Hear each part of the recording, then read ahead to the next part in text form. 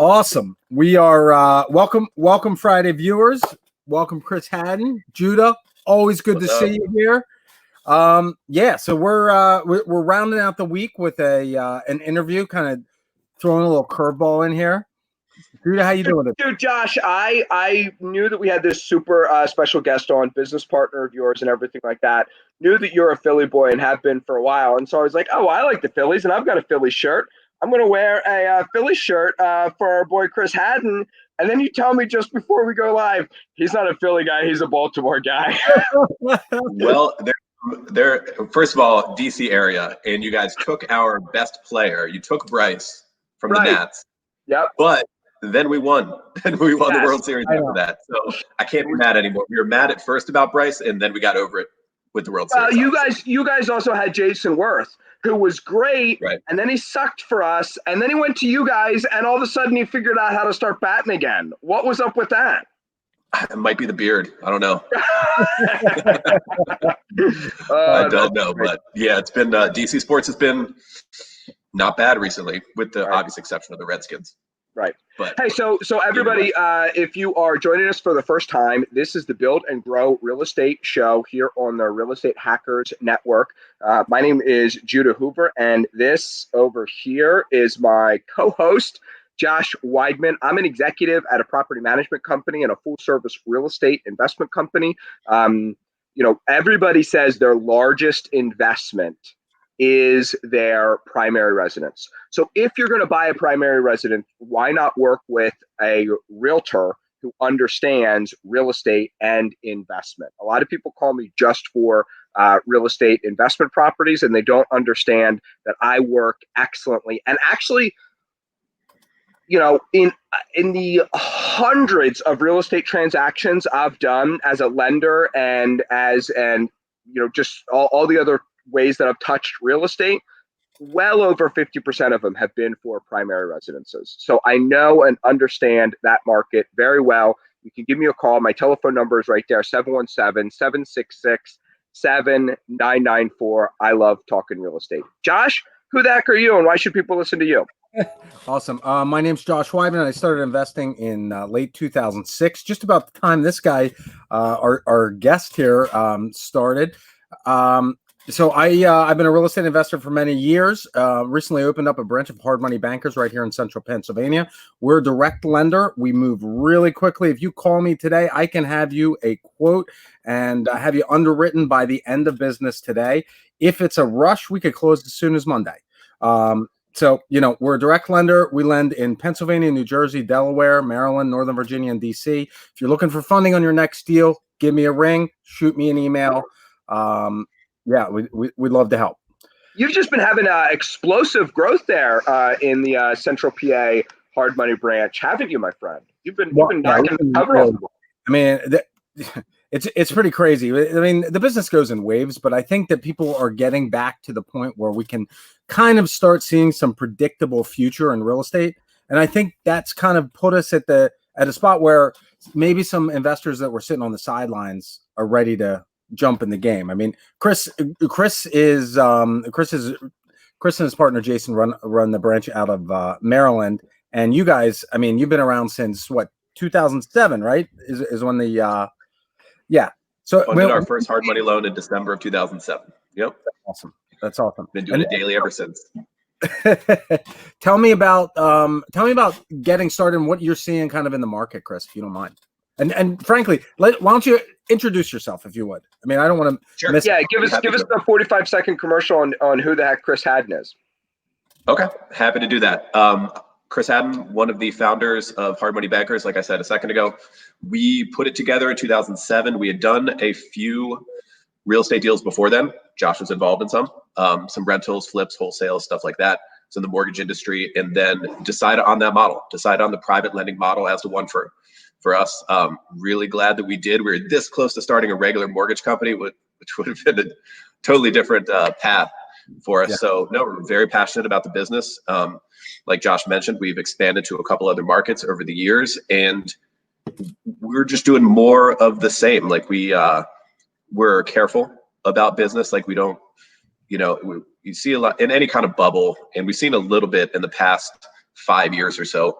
people getting overly aggressive, lending, buying, paying too much, charging too little, doing it for no profit. Like, we tried not to do any of that. Like, we tried to go kind of in the opposite trend of just like Buffett, right? Like, fearful when others are greedy and vice versa. So there's been a lot of that happening recently, and a lot of it came to fruition this year because this virus pandemic like sped up what was already possibly a bubbly sort of market. It was in essence like the pin that popped the balloon, right? Mm-hmm. Like, there's already a balloon, and it kind of came along and popped it. And so that's specifically to the lending, not real estate in general. I think real estate in general is looking pretty solid and should maintain. There's obviously some question marks with everything that's going on now, the overall economy, unemployment rate, stuff like that. But, you know, residential real estate has been pretty solid. People have to have a place to live, right? It's not like retail or office. People have discovered that they can shop online and they can work remotely. People have been forced to discover a lot of that in 2020. But residential real estate, you have to live somewhere, right? Yeah, so I want to highlight a comment here that Steve made that I know from personal experience and also applies to what you're saying here. So Steve says, fools rush in, ? Obviously referencing a biblical principle and a Elvis Presley song. So I had a hard money business at one point too, and I had about $7 million on the street, and I was getting my teeth kicked in by other people who were coming into the market. And at the time, we were at like 15%, 14%, and 5 or 6 points. That's just where the market was at the time. We were not way out of the market, but we were certainly at the top of the market. And there was people doing, 12 and 2 and other things like that. And I said to my business partner, I was in my mid 30s. He was in his mid 50s. I was in my mid 20s at the time. He was in his mid 50s. And I was like, man, like, we're just losing on price so much. And he said, yeah, don't worry. They're going to lose their shirts and they won't be in business in 2 years and we'll still be around. And sure enough. Around what year was that? Just out of curiosity, around what year was that? Yeah. So that was, 2005, 6, 7, 8, in that period, because even in 2008, after the bubble had popped, it still took a while for people to, there was still a little bit till people actually caught on. Sure. Yeah. Yeah. I mean, go ahead, Josh. No, go ahead. No, we've seen some similar stuff recently, like with the market being hot and interest rates being low, and a lot of institutional money, which is not normally in the hard money space, has jumped into our space. And it only happens in the hot market, right? And then when things are normal, that money goes away, they take their football, they go play somewhere else. But because of the environment in the real estate market, and like I said, interest rates, and they do a lot of leverage, a lot of that money has flooded into the space in the past 5 years, and they've pitched us. They've been in our office trying to pitch money to us. We've never taken it, never touched it. I just see it as a temporary play. I just see it as short-sighted. Not to mention, we make our rules around lending and how we service loans and everything else. I don't want to play by some Wall Street firm's rules, right? So anyway, it has changed the game a little bit. But like I said, a lot of that bubble got popped this year, and their future is very shaky right now. But a lot of the same stuff happens, just economics 101. When a lot of that money floods into the market, that price line's got to come down, right? Oversupply of capital, price line comes down, they start charging less. It's a race to the bottom. It's like, who can do it for the least amount of profit? And they start doing who can do it with the highest amount of risk and the least amount of profit. And then it gets to the point, it's like, your model sucks, guys. Right. You're just doing deals to do it and not to make money. And that's just not what private lending is supposed to be about. Obviously, you charge a fair price to your good clients, and we like repeat clients and do business with them over and over. But nobody wants to do business for free. Like, if you asked a flipper, like, hey, would you want to do this deal for 25% of your normal profit? They'd be like, no, what a pain. No. Right. Yet that's what the fools who rush in end up doing in a hot market. Yeah, you've got to worry about this is a business joke that I always keep front and center in my mind. There's two brothers in Texas. I'll tell the streamlined version of this. They drive to Texas, or they drive from Texas to Arizona, and buy watermelons at $2 a piece. They bring them back to Texas and sell their 10 watermelons for $2 a piece. The next day, both of them drive so they can bring just as many back, and they bring 2 pickup trucks worth of watermelons back that they bought for $10 a piece and they sold for $10 a piece. The next day, they're like, well, let's run a big old tractor trailer and an 18-wheeler, and they fill up this 18-wheeler worth of watermelons that they buy in Arizona for $10 a piece and they sell in Texas for $10 a piece. And Cletus says to Jimbo, hey, Jimbo, I'm thinking there might be something wrong with our business model here. And Cletus says, yeah, you're right. Tomorrow, we need a bigger truck. and we laugh at that. And I see people who that's their understanding of business, thinking they need a bigger truck to be profitable. If you can't be profitable here, you're probably not going to be profitable here. Yeah, that's a great point. And we see that in real estate all the time, frankly. Like, people get obsessed with just doing deals. Let's do more deals. Let's do more. Like, we got to buy more. We got to sell more. We got to have more rental. Blah, blah, blah. It's like, just like you said, if it's not working at 10 units, it's not going to work better at 25 units. In fact, it might even be worse because now you're handling those units more poorly. You're handling them worse. Right. And we've seen that with real estate investors over and over. Like, it's, it's hard to scale residential real estate. Just physically, just the laws of physics. It's because it's all over the place. It's not one building in one place, right? So like physically speaking, it's hard to scale because it's all over the freaking place. And the more you have, the further away it is. That makes sense. Beyond that, most people that get into this business, they get into it as operators and they're hands-on with everything. And then they go from hands-on on one project that they can get done at 60,000 in renovation. But when they're doing 10 of them, they can't be hands-on. So you've got an extra level of management. You've got extra additional costs. You've got, and it no longer costs you 60,000 to do the same rehab. Now it's 100,000, and the numbers no longer work. And when your margin were $10,000 on the $60,000 rehab, it doesn't work at 100,000 at all. Absolutely not.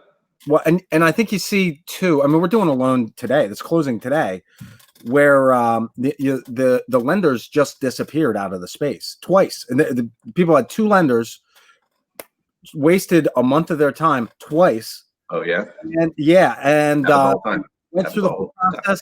Right, they were ready to close, or the buyer's ready to close, and then the lender stops communicating with the title company, or the lender says, "Oh, sorry, we can't lend this." I mean, literally, one of the times it was a day before closing. Sorry, we can't fund it, and it's a big difference. Yeah, I think we were 1 point more expensive, but it saved them a month, and or would have saved them a month and a half, and they'd be in the middle of it. Happens all the time. I mean, HMB makes payroll on deals that are dropped by other lenders. Like, happens all the time.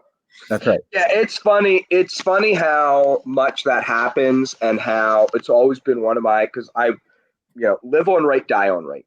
It's always been what I say. And I mean, I cut my teeth in the lending world in a subprime sweatshop back in the very early 2000s. I was slinging loans and raising home ownership for minorities and single mothers and things like that. Absolutely loved what I did every single second of the day, because I didn't know that you could use those loans improperly. I mean, I'm just a good Lancaster County boy. I was too naive to understand that when they said state what this person's income is, I was like, well, it's really hard to verify, but this person makes $5,000 a month, so I'll put that down. I didn't know you could just write down $7,000 a month if it got them qualified for a bigger loan. Like, that just didn't occur to me. So I'm a subprime lender that can sleep at night and isn't in jail.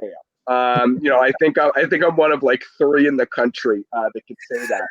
And it's true. Like, I just used to tell people all the time, when they were getting quoted by other people, I was like, listen, like, I know what your credit score is, or I know what this deal is about, or I know what the house is like. And it was the same thing in the hard money business is, you're talking to somebody from California, or you're talking to somebody, whatever. I know what their close ratio is and what can happen. And my fear is that they're going to get you right up to the table, and then there's going to be a problem. The same thing happens with people talking to motivated sellers. If you can be a buyer and a wholesaler who a buyer, a cash buyer, or a motivated seller who actually closes on transactions, you're head and shoulders above other people. Because, Josh, we've talked about it on the show before. There's a lot of people out there who just go out there and tie up a deal, not knowing whether it's going to be profitable or not knowing whether they can sell it or not, and just hope for the best. Right. It hurts everybody. Chris, the main reason I wanted to have you on here today, I mean, is I've been really impressed with the way that you and Jason have really built out the marketing on around your business, and obviously in all the business ventures that you've been involved with. I mean, we've worked really closely on some of that marketing. But when you guys got into the business, what struck me is that it was a bunch of guys with a couple $1,000,000 that were kind of like slinging deals, right? I mean, essentially in 2007, it was a few people with a pile of cash that were lending, and you guys kind of institutionalized it. Yeah, I mean, I wouldn't use that word. Okay. That's not my favorite word, but I know what you mean. We formalized it a little bit. So you're right. I mean, when we came along, it was an interesting time because hard money lenders at the time, like you said, was typically a guy with a couple $1,000,000 or like a couple partners, worked out of the house, maybe a former attorney, something like that. And they would lend money. And they were a very informal operation, mom and pop sort of thing. Not much of a brand or office or staff or anything like that. It was just a guy, in town in Potomac who lends a little money. And that's what the industry was for the most part. And they were also the previous generation, right? Like they were our father's age. Mm-hmm. And then we came along as the next generation and ended up, we didn't really know that we were going to change the game a bit, but that's what ended up happening because Jason and I came along, next generation, we understood the web, we understood tech and stuff, and we made a formal brand of Hard Money Bankers and hardmoneybankers.com. And yeah, it was just kind of a function of the timing, us being the next generation. And that's just how it came out. So we became marketers because, I mean, I'm a super marketing nerd now. I love it. But it started back then because we needed the phone to ring. So we had cobbled together like the contacts that we had because we had been in real estate in some aspect for a handful of years. Basically put together a simple email list, whatever we used back then, what kind of software, I don't remember. And started putting the word out that we were lending money. And there was like an easy name that you could remember, Hard Money Bankers, right? And you can remember the website and like you instantly knew what we did. And then things in web marketing were developing then. Like at first, it was, maybe blogging was coming around. It was social wasn't really happening quite yet. Email marketing was, pay-per-click had just started. I mean, we've had the same our main Google AdWords campaign hasn't paused since 2008. And then we've had other campaigns added on. Yeah, hasn't paused. I haven't missed a weekly email broadcast in 10 years. It's a real stat.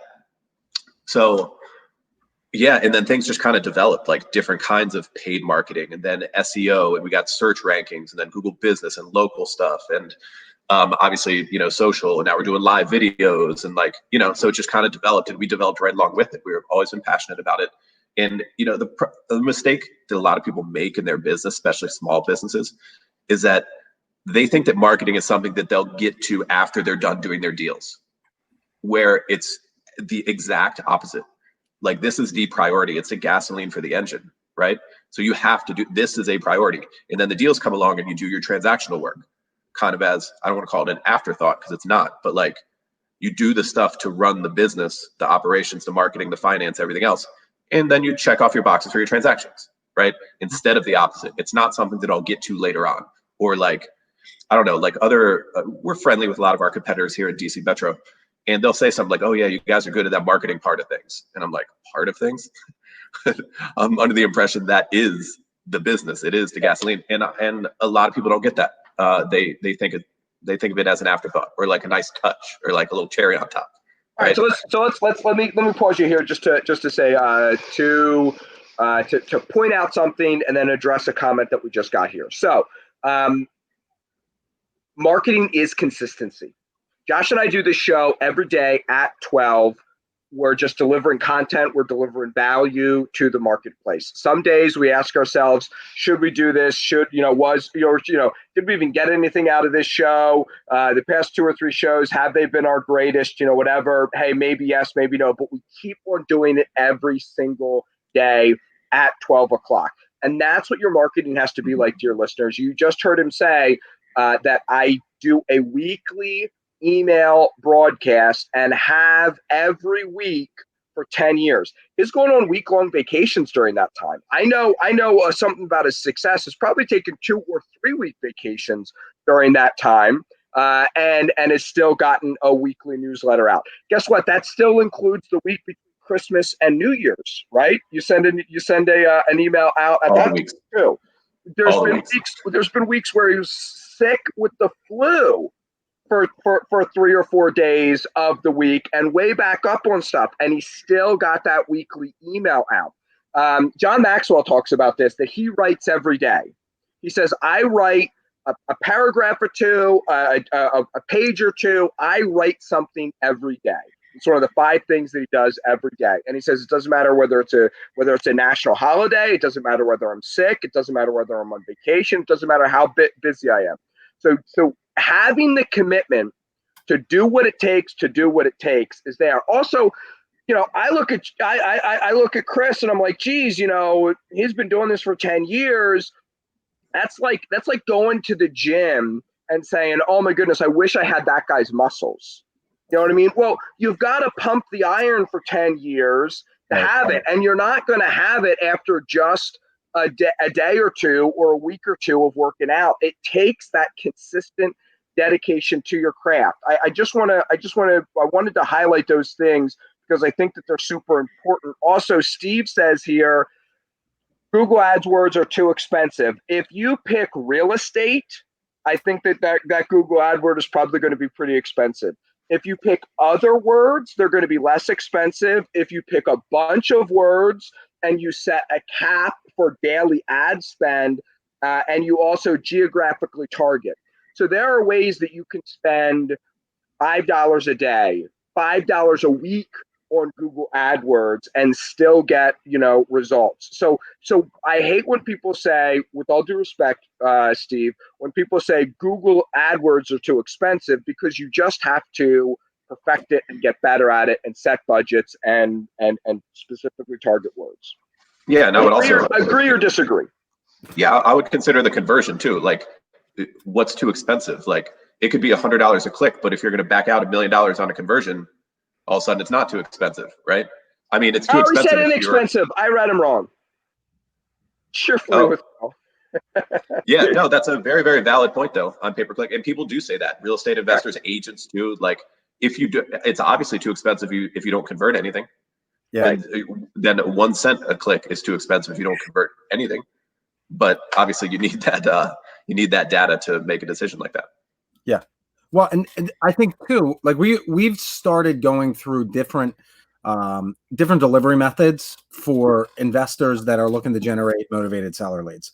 And like, we haven't even talked about some of the more expensive stuff. We haven't talked about Google AdWords. We haven't talked about even Facebook ads at this point, and they're not all that expensive. But it's also a cumulative effect. We're not talking about just doing Google AdWords. It's not just one email a week. It started with, putting a list together of everybody and sending out an email blast, and then following up on that and adding information and content. I mean, I've been so impressed with the value of the content that you guys have put together. I mean, your meetup group is a perfect example. Jason and Chris, they run a meetup group once a month in Columbia. That 200-300 people. I mean, on a real. I mean, people that come in is probably like 100 to 150. Okay, all right. I mean, obviously, when people used to meet each other in person, right? But we're talking about 100 to 150 people. I mean, I remember our first meetup. There were 2 people that showed up in the office room in your office. And it wasn't an overnight sensation, but slowly over years of consistently every first or second Wednesday of the month, people are getting together talking about real estate, and there's no vendors there. There's no sales pitch. It's come in and learn about real estate. Learn, obviously, hey, we sponsor this. If you're looking for a hard money loan, great. But come in, learn about real estate, get to know what you're doing, and give away great content. Then people don't mind opening up your emails. They want to see what you have to say. I mean, that's a really big part about it. Yeah, I love what Steve just said here. For about the past 13 years, I've been running the Landlords and Investors Mastermind group here in Central Pennsylvania. Josh has been there, And the first thing that Josh said is, "Oh my goodness, this is just like my buddy Chris's group," because it's what we try to do. Is yes, I'm in business. Yes, I want to, I want you to do business with me.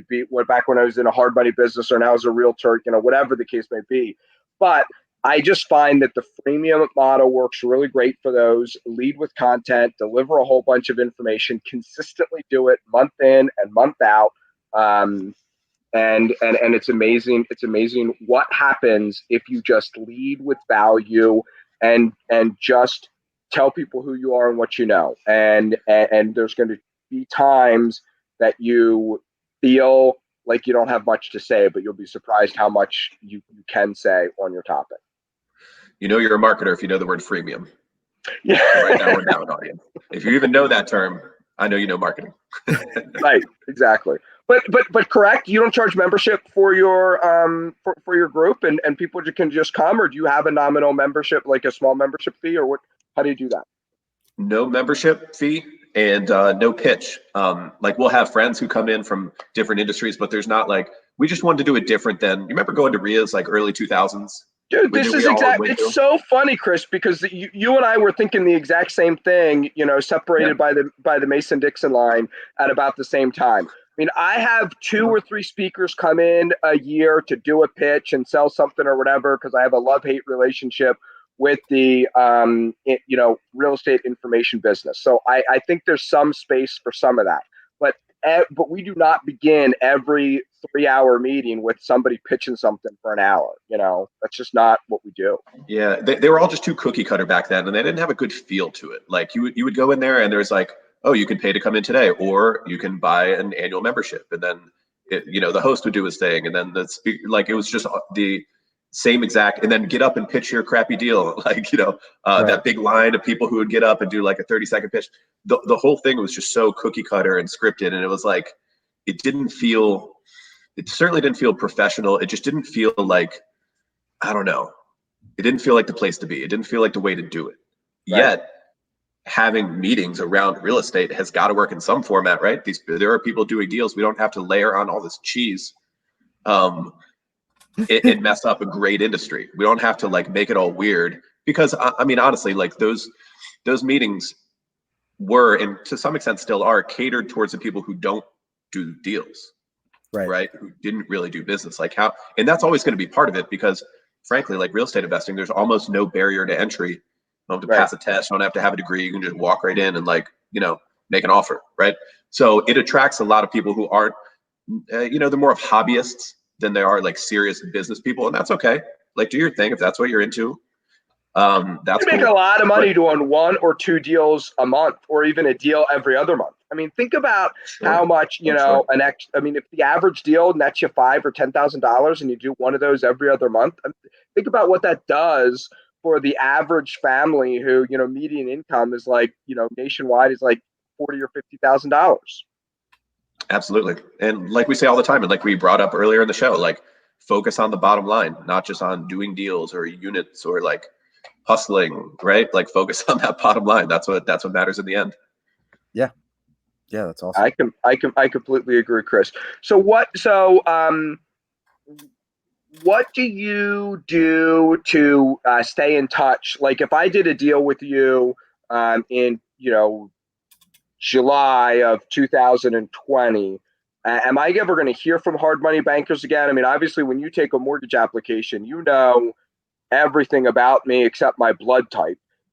So what do you do? Do you drip on me with emails and mailers and stuff like that? And is that how's that worked out for you? Yeah, so email, definitely. That's a no-brainer. Definitely going to get that anytime people, well, a few different things. Like we hope that people engage with us on social too, in addition to us receiving the email.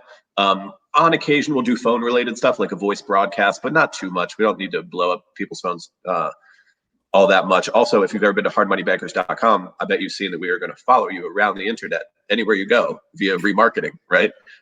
You'll see us pop up in YouTube. You'll see us in banner ads. So in a number of different ways, Hard Money Bankers is going to be in front of you, especially if we end up actually closing that deal, actually doing the deal. And then, we're going to have an ongoing relationship of construction draws, making payments, loan payoff, next deal quote. Like, it's an ongoing real thing, and we, try to be everywhere we can. I mean, the cool thing about being a lender in this space is that you end up meeting and interacting with a lot of really high level operators and people on the other side too. And I mean, I find like during the day, I'll talk to one or two people that within 30 or 45 seconds, I know exactly, they know exactly what they're looking for. They know what, that this is a deal and they're going to get it funded, whether it's through us or somebody else, and then you also talk to people that they're looking for 90% financing or 100% financing on 100% of the value of the property, and there's no cash. It's just interesting, the variety of people that are in this space. And also it's cool to see the innovation that people bring from whatever their background is, and bring the strengths of their background into an industry and like can kind of do small tweaks. Hey, I never even thought of that. That was a great idea. I mean, it's kind of cool. Yeah, the design related stuff, construction, things like that. What you see, and what you'll see as time goes on is, in addition to talking to so many people up front, like, because you're right, it is a really good snapshot of the industry being a lender, because you get to talk to so many people. In addition, after you see all these deals cycle through, like how they're selling, how quickly, what's this market doing, what's not selling, right, and like what kind of upgrades lead to the top comp in the market. I was just going to say that. Yep, absolutely. Do granite countertops actually make a difference or not? What does being a cul-de-sac versus not being in a cul-de-sac make a difference? Yeah, I mean, I've done hundreds of real estate deals myself, but I've touched thousands of real estate deals because I was a commercial, residential, and hard money lender for as long as I was, and there's no substitute for that. Yeah, it's a great look behind the scenes. Yeah, it's a really great spot to be in the industry. So, Chris, do you, over your years, I'm guessing what Josh just touched on, that you've helped a lot of people as well, right? There's a lot of people who come to you with a deal and they didn't recognize it as a deal, or it needed to kind of be reworked or retweaked in order to make it a deal. I've always found that very rewarding. Would you say that that's been a rewarding part of your journey as well?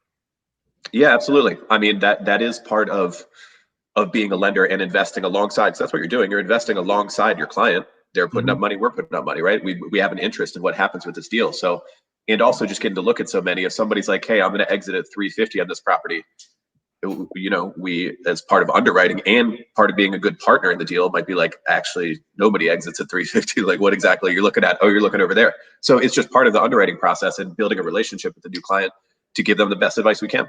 That's absolutely part of the business. My favorite is when I get calls from people and they say, hey, I want to buy 123 Main Street in a town that I'm not familiar with. And they're like, how can I make money on that? I'm like, I don't know. Are you going to wholesale it? Are you going to rehab it? Are you going to rent it? Like when I tell people all the time, like a big part of my brand is, hey, give me a call. I want to help you with real estate. And then people call me and they're like, here's an address. Let's make money on it. I'm like, okay, we need a starting point. Right. Of course.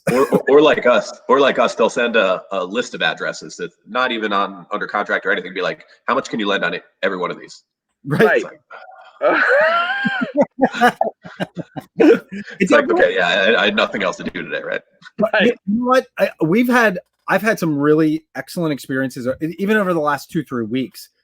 We had a loan that I quoted for a guy, and during the course of the conversation, his ARV was like $20,000 higher than I thought. And I saw the argument, but I said, look, man, here's why I think what I think. Well, I touched base with him on Monday. He said, look, we ended up wholesaling it because I heard what you said. I looked at it and it made a lot of sense. We could make $15,000 on the assignment. Somebody else is going to buy it. And yeah, the upside was 40 or 50,000 in the exit, but he's like, what happens if you're right? Now all of a sudden I'm doing all this work and I'm making 25 or 30,000. If I can make 15 and be out of it with no problems, like why not? Right. And we really want the best for our clients, because at the end of the day, if they are not winning, like we're not winning, like it's not. Right. Everybody plays, everybody wins. One of my sister Johnna's favorite sayings. Yeah, and something that Jason, my business partner, has said for a long time, likes to say is that You can't use it if you're a newer investor, especially. You can't use the top comp at the market as your comp, because they're going to put out a different product than you can. And if all three of us flip the same property, we're going to exit for a different price. Yeah, mine will probably be the lowest. Right. Mine will be the lowest. I'm not the best construction guy, but you can't just use the best comp in the market. You can't just use the 350. I'm going to exit there because that's what the street's worth. It's like, no, you got to consider the product that you're going to make it into. And the guy who's done 150 deals is going to do it better. That's just the way it is, right? Well, also the other thing, I mean, this comes back to marketing. I love, and I have a hard time selling over half my clients on this, but I love listing houses for 20% below market. I mean, even if it's worth every penny of $200,000, I say, great, let's list it at 175. You want to start a bidding war? You want to find out how high we can go on this? See, when you list at 20% below market, the conversation that the buyer and the buyer's agent are having with each other are, okay, this guy's obviously playing a game. We need to go in above asking price. How far above asking price do you want to go? Whereas, what's the real conversation that 90% of the time husbands and wives and realtors have with one another? Well, we're going to offer them below asking price, but how far below asking price do we want to? Well, I want them having the exact opposite conversation. We're offering above asking. How far above asking are we offering? You want to find out how far, and then when you list it at 200,000, you're also not sure. Was 200,000 if it sells in a day, you wonder, shoot, could I have gotten more? If you list it at 175 and you get 20 offers and the highest is 200,000, that was the best you could do. Yeah. So there's all kinds of reasons to actually. Plus, if you list a little bit below market, what's your holding cost? You might actually net higher, or just get on to the next deal and do better. Shooting for the top of the market is rarely the right move. Yeah, totally. Sorry, agree. Stepping off the soapbox now about something that has nothing to do with what we were talking about. Well, there's some marketing tidbits in there. Totally.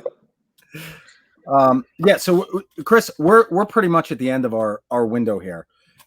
Give me some closing thoughts, things that people can take away. And I mean, what do you think the most important part of take real estate out of it? Not necessarily, but like take it as an aside.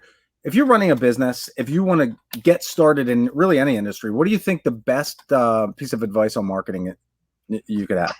Oh, specific to marketing? Oh, I was thinking finance related stuff. No, that's fine. Do finance, whatever you want. I'll comment on both, and then we can leave it there. So, the finance stuff that immediately jumped to my mind, especially with everything going on in 2020. If you're talking about your personal finances, your company finances, even a nation's finances, you need to be conservative with your money in case stuff happens like this year, right? Yeah. Like we see all kinds of different stuff, like through talking to people in the news, everything else.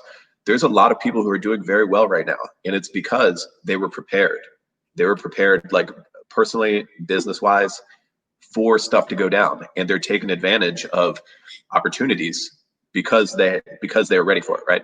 So that's my little soap, and you can apply that to the country, everything. Like, you got to be prepared financially for, I mean, if you were tight in the past handful of years when everything was good, like what happens when it starts going down? If your business was tight, if like everything else is tight, like what happens when it gets worse, right? And then you have, one of those unfortunate 2008-9 situations. So just a little bit on personal and company finance. Marketing wise, I mean, I guess I have to go back to what we said before. Marketing has to be consistent. Mm-hmm. It doesn't have to be perfect. It's never going to be. You don't have to be a black belt ninja in order to market in some amazing way that is the only secret thing that works. It's not like that. It's just consistently being in front of your audience with the right message. Doesn't have to be the perfect message. It doesn't have if you write an email broadcast every week, some of them I write are like, I don't love that, but like, hey, I'm checking the box, right? And then some of them are like, man, that's a pretty good email. But most of them are in the middle somewhere, right? And whatever it may be, social media posts, like it's just a consistency of doing the thing over and over and over. Just stay in front of understand that marketing it's more than a priority. It's absolutely essential if you're going to be a small business in any capacity. More than a priority. I like that. It's more than a priority, and it's certainly not an afterthought. Don't make that mistake. I'll do my marketing stuff as soon as I get done with all my transactions, because guess what? That rarely happens. Yeah. Yeah. Good call. There's my soapbox. There's my soapbox right there. That's great, dude. I love it, man. I love it. Awesome. All right, so that's all we got for today. I mean, I think that was fun. Really fantastic. Chris, thank you really so much for being on here with us. Thanks everybody for watching. We got a lot of great eyeballs on here. Don't forget to, if you enjoyed what you saw today, don't forget to like and share the video. We'll be back here on Monday at noon. We're gonna dig right back into marketing and spotlight some specifics. Geez, I can't talk today. All right, it's Friday. Go ahead, Chris or Judah. You want to say? Hey, just want to say goodbye, everybody. Thanks, everybody, and we will see you on Monday at noon. Beautiful. Thanks for having me. Guys. All right, thanks.